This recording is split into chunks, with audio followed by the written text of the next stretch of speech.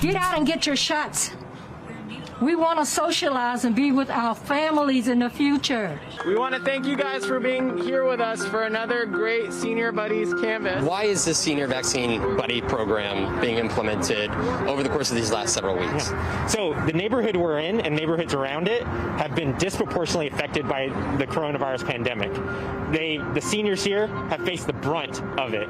So when we have the vaccine coming out, we want to make sure that access is as easy as possible here. And one way to do that is to do something simple. Knock on their doors, talk to them about the vaccine, and schedule their appointment right then and there. And that's exactly what our great team members are doing, have been doing, and will continue to do. So you just had your door knocked on, and what message did they send to you? Get out, get the vaccine. I've been talking to family and friends constantly, and most of my siblings have gotten their first vaccine. And some people are not, and as I was speaking to a neighbor earlier, 2 of my neighbors have gotten theirs. And I said, woohoo, good for you guys. We cannot idly stand by and not do this. A large percentage of the illness and most of the deaths have been east of the river in southeast Washington, D.C. So certainly, if you think about it, the responsible thing is for most of the vaccines, for us to focus east of the river when we're convincing people that this is the thing to do. Okay, I have a 1245. When you guys walk up to your door and somebody says they haven't got vaccinated, what do you tell them then? We say, well, this is your lucky day because we're going to sign you up for a vaccine. And should they say, well, I don't know, and they are a little hesitant, then that's a great opportunity for us to begin to educate them about the process. So we're their senior vaccine buddy. And so 24 hours before their appointments, we're calling them and we're like, hey, remember I knocked on your door?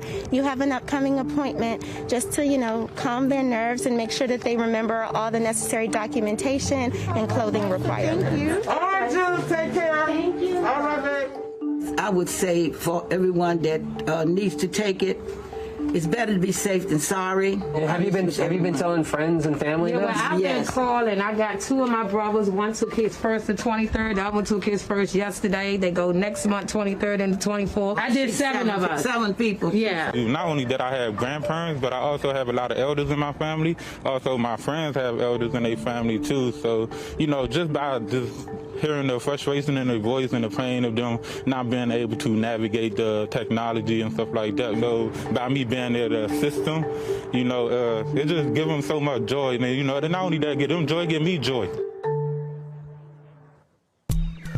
Vaughn joins me live now from D.C. My goodness, friend, are you a sight for sore eyes? Tell us more about this program. When did D.C. realize that it really had a problem vaccinating vulnerable seniors? And what kind of a difference is this outreach making so far?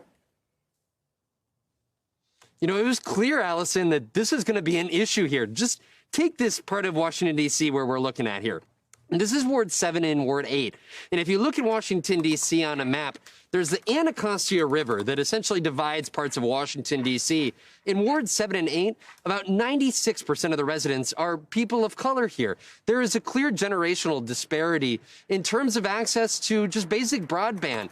The city says more than 1/3 of residents here on this side of the river don't have access to basic internet, which adds troubles if you're trying to create a vaccination.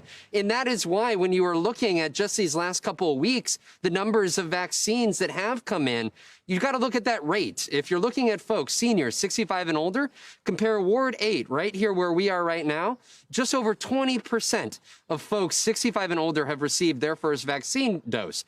Compare that to Ward 3, which is more affluent, predominantly white. The median household income is $130,000 there.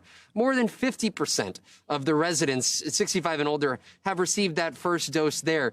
The disparity is clear, and that is why the city is targeting these neighborhoods, going door to door. I was talking to Ms. Mosley, who told me on her patio, she said she got her shot over at the pharmacy down the road. She said, but it was all the white folks from across the river who had taken up the appointments here in this neighborhood, and that is why the city acknowledged that had to change. Vaughn, what else are you hearing from seniors that this program is targeting? What are they telling you about what they think of it and what their concerns are about the vaccine? You know, and one part of it is, you know, folks that don't have access to the technology or maybe not quick enough to get those appointments. The other part of it is, you know, tamping down folks' concerns about whether they should get it or not. And I think that's why this next kind of back and forth that I'm going to let you hear is speaks to that. Because Gary Thomas, when we were on the road here yesterday with the senior vaccine buddies from the city, well, we met Gary Thomas and he was a hard no. And then just 5 minutes later, after a few minutes of thinking about it and looking at the paperwork, well, he had a little different tune. Take a listen. Have folks try to convince you Yeah, my to get a mom, vaccine? my kids. Did they get their vaccines? Or? Yeah, all the little one gonna try to convince you, but Yeah. I'm not saying I would never. Sure. What would it take to convince you to get one? I just got to just wait a little while, see what goes on with it. Yeah. See, that's all. I mean, I ain't got nothing against it. If it help people, fine, but like I said, I'm not no needle lover, first of all. You know, I haven't even took the flu shot, and that's been on how long? So, you know, I ain't got nothing against it. It just ain't for me. I'm going to read this, and like, if he gave me the number to call, so 9 times out of 10, they probably end up winning. But I just ain't going down with a fight, that's all. How likely do you think you are to give that number a call? Pretty possible, pretty possible. I'd say about 85%. 85%. That's a big departure from just 5 minutes ago. Like I said, you don't know my kids and my grandkids, so it'll be easy. Yeah.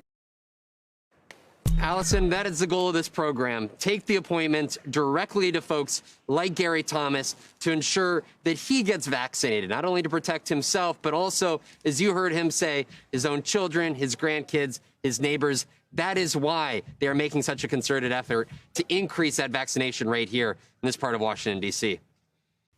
Hey, NBC News viewers, thanks for checking out our YouTube channel. Subscribe by clicking on that button down here and click on any of the videos over here to watch the latest interviews, show highlights, and digital exclusives. Thanks for watching.